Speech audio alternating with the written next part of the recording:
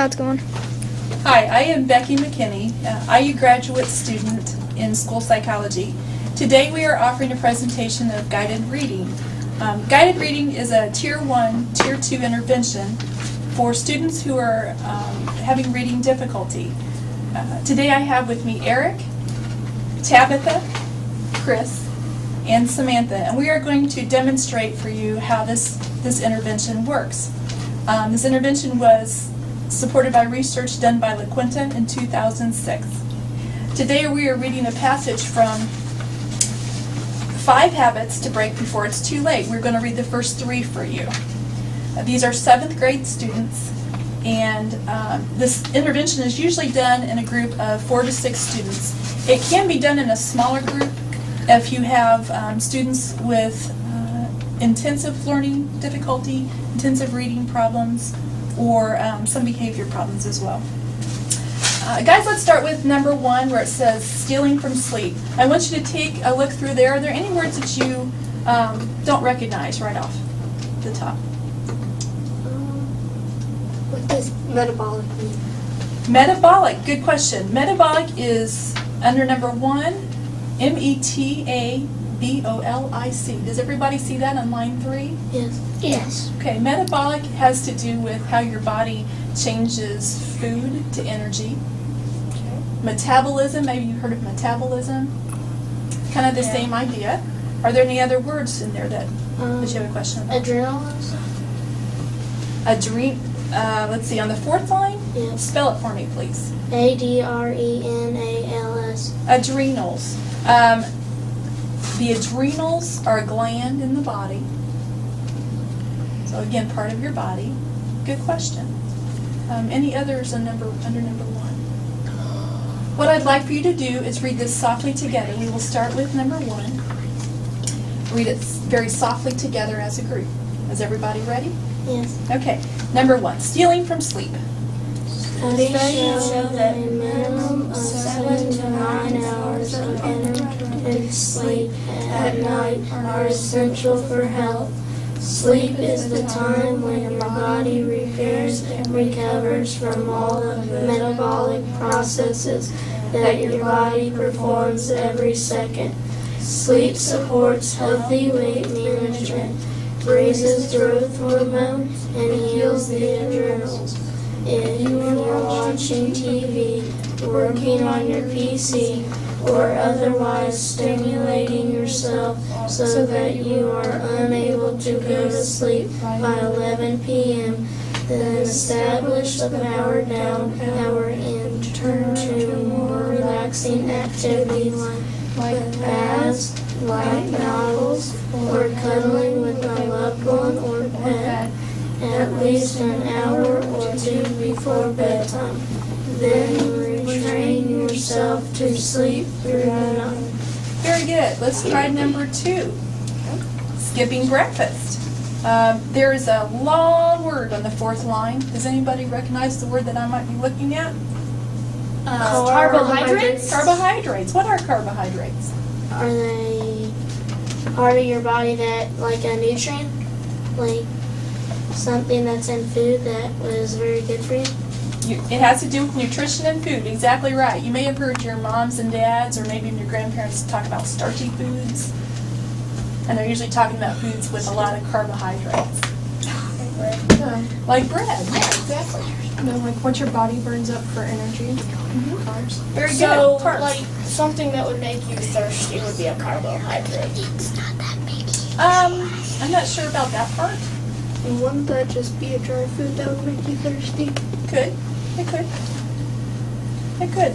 Let's start with number 2, skipping breakfast. Are you ready? Yes. Okay. How many times do you find yourself dashing out the door to start your day, only to discover that you forgot to eat? Listen, your body has fasted overnight, and in order to fuel yourself for carbohydrates, otherwise your body will turn You you must eat a balanced meal. Fluids, proteins, fats, and carbohydrates. Otherwise, your body will turn on itself for fuel and it isn't fat, but muscle that is going to target, which will cascade into a very nasty sequence of health consequences that will make you fat, old, and tired before your time. How do you guys feel about feeling fat, old, and tired before your time? Not very Scared? It's It's like you're 21 and you look 59. That's how important skipping breakfast is, isn't it? Let's try the last one, number 3, blowing off exercise. And I want you to, again, just look through that paragraph and see if there are any words there that look kind of funny. Stimulating on line 2. Okay. Stimulating. Can you spell that for us, Chris? STIMULATING. Good, good. Does anybody know what stimulating means? Eric? Is it like when you get all kind of pumped up and you're ready just for the day, and it's kind of goes with it kind of goes for when you're not skipping breakfast. Breakfast kind of you get you stimulating for Good. the day. I think pump up is an excellent choice of words. Pumped up. When you're stimulated, you're usually pumped up about something. That's good. Any other words that look kind of funny?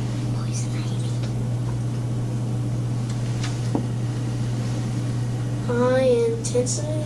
High intensity. That would be line number 4. Yeah. 4. Yeah. Does anybody have an idea of what a high intensity anything would be? High intensity, isn't it? Like when it's really hot outside, isn't that? It's temperature. When you're high, when something's pushing against you really hard. When something's intense, It's what is It's like does that mean? puts It you on makes the your edge of your adrenaline seat, pump up. or it just kind of scares gets you you. going. Maybe Good. kinda Your scares- adrenaline goes. Yeah, so a high intensity, something that was high intensity would be really Fast. Fast. Maybe fast, bad, maybe good. Like it helps stressful. you. yeah. Helpful. Let's read and see if we can understand what that might mean in this paragraph, okay? Number 3, blowing off exercise. Is everybody ready? Yep. Okay. If you think you can manage your health and wait through dietary means alone, it won't work. Period.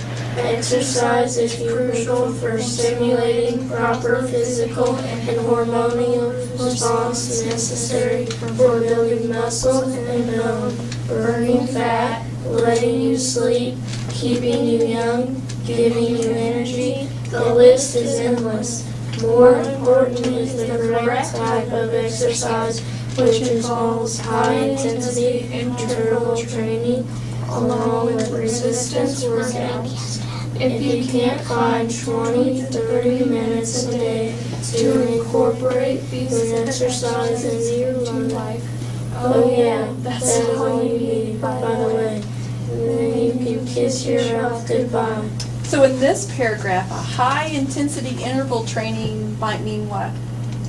That you're getting more exercise. You're pushed. Working You're- harder in a You're It's like space of time. It's a you're training. what's the word? You're I like the word that you urging used. yourself to exercise and work towards a goal. And I think I heard you say push. If you're under a high intensity interval training, you're probably pushing yourself. I think that's It's like the safe. biggest Plus loser. interval. Yeah. Interval Exactly. is like a little space of time, so high intensity here would mean you're pushing yourself harder than usual in a Good. smaller space. Very good. And that is our demonstration for you on guided reading. Thank you.